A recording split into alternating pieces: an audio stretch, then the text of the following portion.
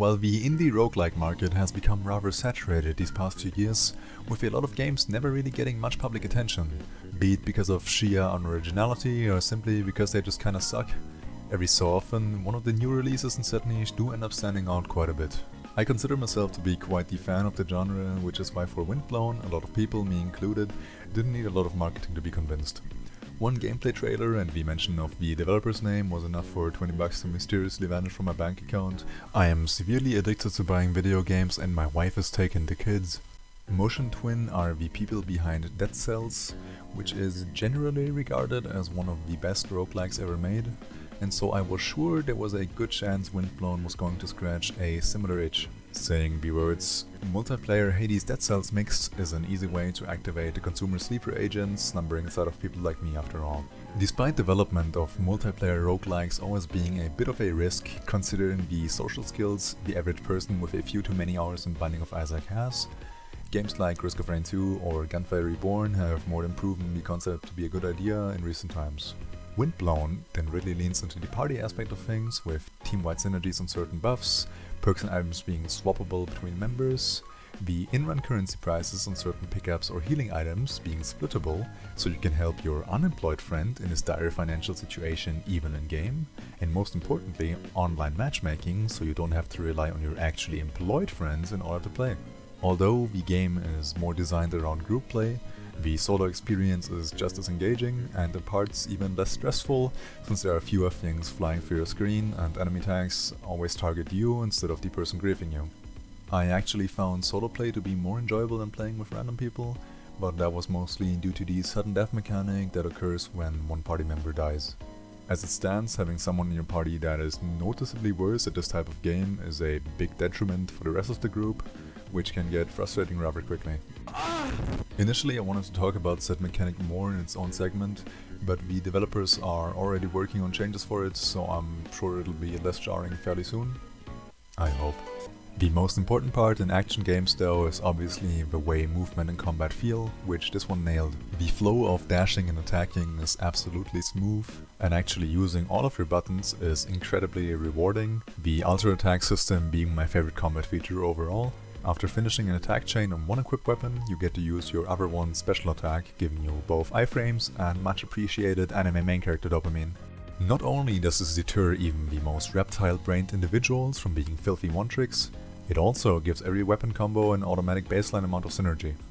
Everything is super fast, responsive, and attention span fried by short-form content friendly. Seeing as how the stages aren't too long, there are little hidden areas for nerd, attentive players to find through proper observation, which is cringe, or for active, involved players to find through hyperactive dashing, which is based. And the environmental design is incredibly pretty, showing a lot of promise for future areas.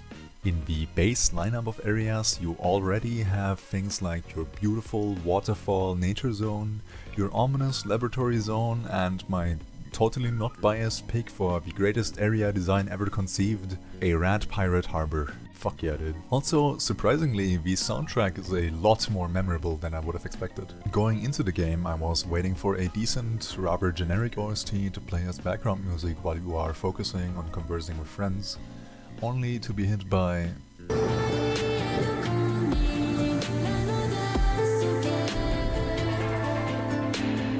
and similar bangers. The out-of-run progression system is unsurprisingly very familiar if you've played Dead Cells before, as are many other small aspects of the game. For example, beating the, for now, final boss once unlocks progressively higher difficulty modes. And while the little sign saying work in progress might serve as a little bit of a distraction, I know exactly what you fucks are cooking up, Motion Twin.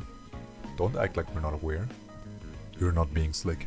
Overall, the game is obviously still in early access, so there is a limited amount of content for now, but the product we have so far is already so damn promising and polished that my first thought after playing a single run was, I can't wait to see the game a year from now. If Dead Cells was anything to go by, future pieces for content are only going to increase in quality and creativity, and difficulty. There already is a good amount of unique weapons and perk archetypes with clear distinctions, and there have already been multiple rebalancing patches in the first few days, which is always a good sign. The only actual gripes with the game I can come up with are how intrusive sudden death is, which, as mentioned, is probably going to be a temporary issue, and also the extremely questionable choice to not have a playable frog or rat character. That one's a lot tougher to justify. I really just don't get it. Do better, Emotion Twin. Like, seriously. The good thing about indie games is that usually the devs actually give a shit about the product they're making, so I'm sure the game will only get better and better until its full release, and probably also long past that. I am personally very much looking forward to the future, and I am very glad I spent my time playing Windblown instead of making questionable decisions, such as League of Legends ranked. Dear God, please help me. Also, this boss completely tanks my FPS. What the fuck is happening?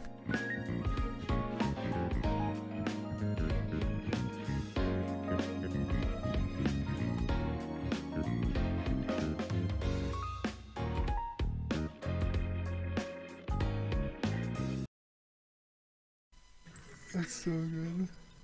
Thank you. Thank you. Okay.